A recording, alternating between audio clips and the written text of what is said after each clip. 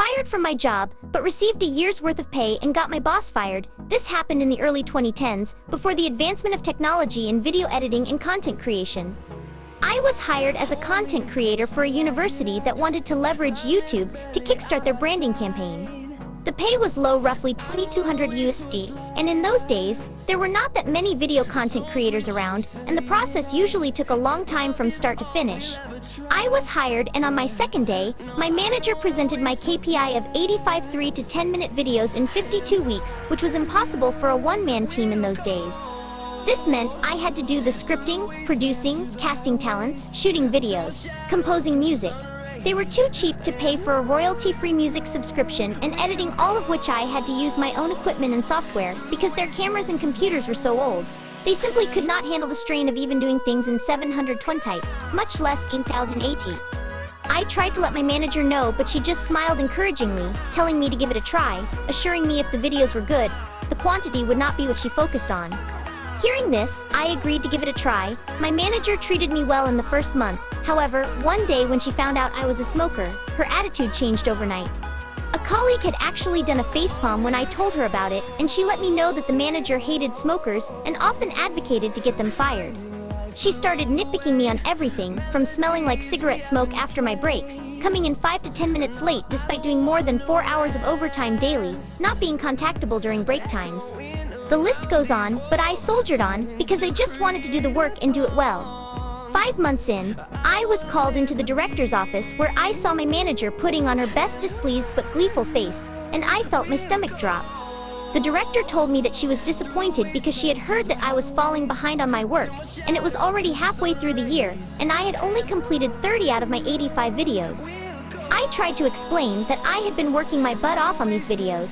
I literally worked 6 days out of the week, over 60 hours just to do what needed to be done, and that being a one-man army made things impossible.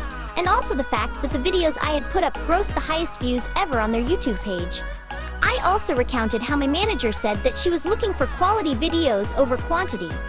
The director dismissed this and stated that the KPI was simply 85 videos in a year, and since it was almost half a year in with my numbers at less than half, she felt it prudent to cut the cord early. I asked how would they even meet the KPI if they were to fire me. Now my manager had snorted, saying we will find a professional production house to finish your work. The director had given her an odd look but nodded in her support nonetheless, telling me you do not need to worry, manager will get the job done. That was when a light bulb went off in my head.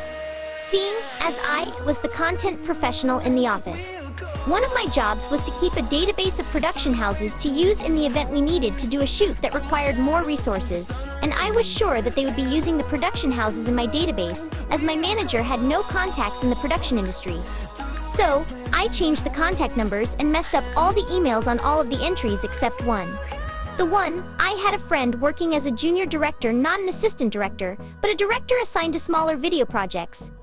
I gave him a call and told him of my plan, and sure enough, within 2 days, they were called to come in to pitch. I told him that I had a plan that was a win-win for us.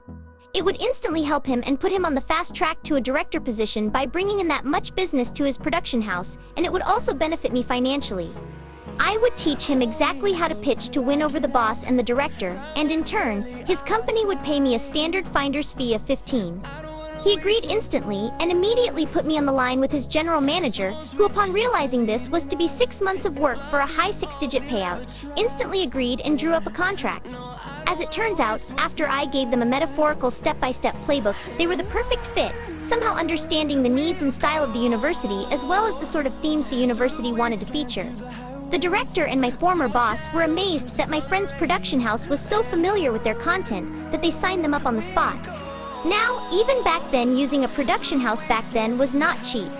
Each video that they produced could cost double to triple my monthly salary, given that they had specialized people for each function: producer, director, director of photography, gaffer, sound person, video editor, assistant director, production assistants, etc. But this meant that they could complete a video every 2 to 3 days. So yes, they produced 50 videos in a span of 4 months for over 100 months of my salary, and I sat back and collected the healthy 15, which was about 15 months of my salary. This allowed me to put money aside for a holiday and the rest to further my studies with the respected film school overseas. I thought my plan ended here, and